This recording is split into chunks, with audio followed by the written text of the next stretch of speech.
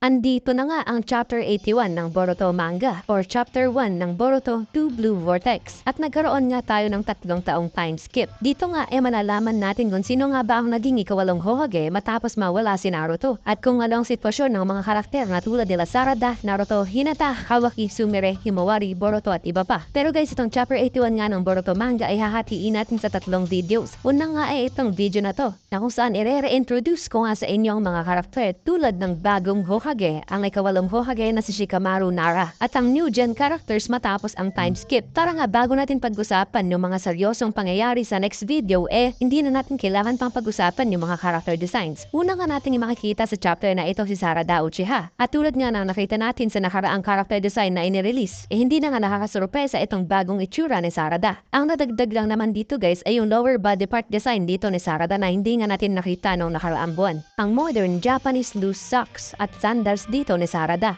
Kasunod niyang na-reintroduce dito guys si Shikamaru at Konohamaru. In-expect ko na nga noon guys na si Shikamaru nga ang magiging 8th Hokage base din sa mga theory videos na ginawa natin noon. Pero nakakabaliw pa ding isipin guys na meron na ngang bagong Hokage. Parang ang bilis ng panahon. At syempre nga guys andito nga rin si Konohamaru bilang Hokage advisor o right hand man. So mukhang hindi pa nga itinapon itong character ni Konohamaru.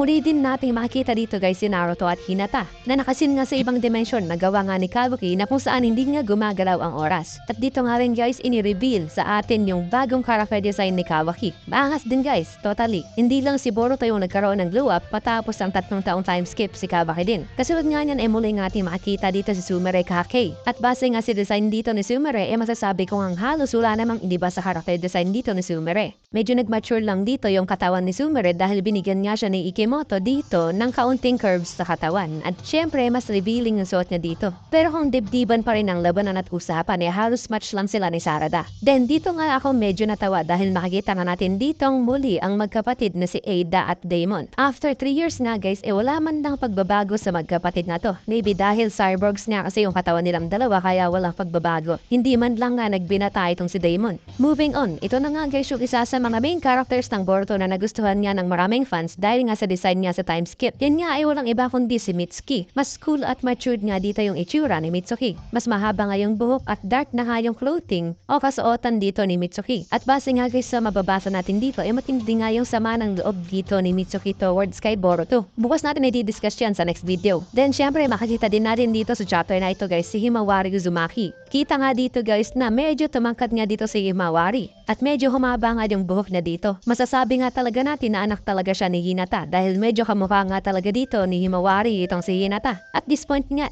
nasa 11 to 12 years old na itong si Himawari. At even though sobrang hirap nga nitong pinagdadaanan ni Himawari, wala si Naruto at Hinata bilang mga magulang at wala nga yung tunay niyang kapatid na si Boruto. Pero makikita pa rin natin na lumalaban na itong si Himawari to the point na kahit nga sinasabi ng lahat na si Boruto nga ang pumatay sa kanyang ama na si Naruto, gusto pa rin tulungan itong si Himawari itong si Boruto. Kaya even though affected si Himawari dito ng omnipotence ability ni Ada, hindi pa rin niya itinuturing na kalaban si Boruto tulad ng iba. Bukas natin pag-usapan yan. At syempre guys, andito nga rin ang Team 10 na sina Inujin, Shikadai at Chocho. Halos wala na mga pagbabago dito sa tatlong to guys. Medyo nag-matured lang yung itsura at style nila. Iba na nga rin yung hairstyle dito ni Inujin. Pero hindi pa rin sila kasing angas ng mga naunang karakter na na-introduce tulad ng alam ni Sarada, Boruto at Kawaki. Kasunod nga dyan guys walang iba kundi ang Ten Tails Army ni Code. Muli nga natin makikita ang mga yan sa chapter na to. Dahil sa chapter nga na ito magaganap ang pagsisimula ng paglusob ni Code sa Konoha. Ang posibleng panimula ng 5th Great Ninja War. At speaking of Code nga guys dahil cyborg nga itong si Code, makikita nga nating walang masyadong pagbabago sa physical appearance niya dito. Nag-iba lang siguro yung kasuotan niya dito sa ilalim ng crook niya. Pero sa lahat nga ng aspeto kung ano siya nung nakaraang chapters, ganoon pa din siya dito sa time skip. At syempre nga guys, dito rin papasok yung ating bida na si Boruto. Guys, talagang makikita natin o mararamdaman natin yung bagong karakter ni Boruto. Cold-blooded brother. Kinapakan lang niya si Code na parang langgam at wala man ng kakaba-kaba dito si Boruto. Take note guys, itong si Code nga may lakas na katumbas o higit pa kay Jigen.